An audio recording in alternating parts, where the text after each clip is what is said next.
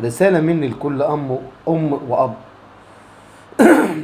كل سنة وانتم طيبين. النهاردة أول يوم مدارس.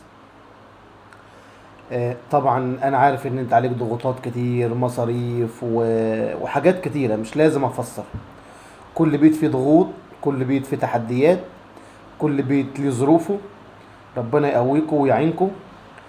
آه، المدارس دي حاجة مش جديدة عليكم، لكن نخلي بالنا من أطفالنا، نخلي بالنا فيهم في المواصلات، نخلي بالنا منهم في كل شيء.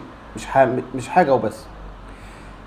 التوصية اللي أنا عايز أقولها إن كل أب، مش كلمة أب في البطاقة أو في شهادة الميلاد تعني ألف ب. لا، حرفين في كلمة بس ليهم معنى كبير. المسؤولية تقع عليك في حاجات كتيرة. أولا الذكاء بياخدوا منك الطفل. عشان تبقى فاهم، الأب احتواء، الأب اهتمام ورعاية، الأب حاجة كبيرة قوي بالنسبة لأولاده، بالنسبة لمراته، بالنسبة للحياة الزوجية عامة. الأب إن أنت مش تروح تجيب ما فلوس وتيجي ترميها لهم وتقول خدوا، لا. الأب إن أنت أي نعم يبقى ليك شغلك وتخلصه وتيجي تقعد مع أطفالك، ليهم حق عليك. ليه زوجتك ليها حق عليك. بيتك أكتر حد موجود ليه حق عليك.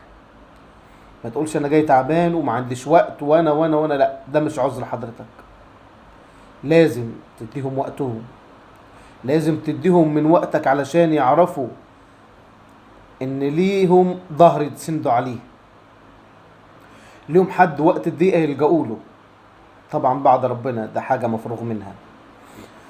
بس حته الاحتواء اللي انت بتعملها، انك تتجمع وسط اولادك دي بالدنيا كلها، انك تراعيهم وتهتم بيهم وتخاف عليهم من كل شيء، دي حاجه مش عايزه، ملهاش وصف.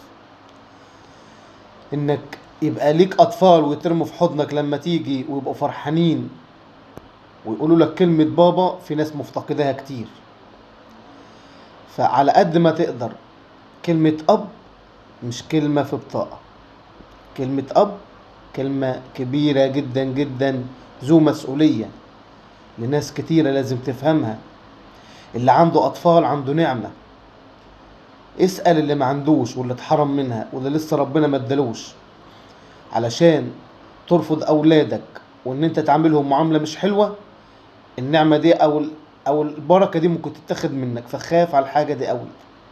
كلمة أب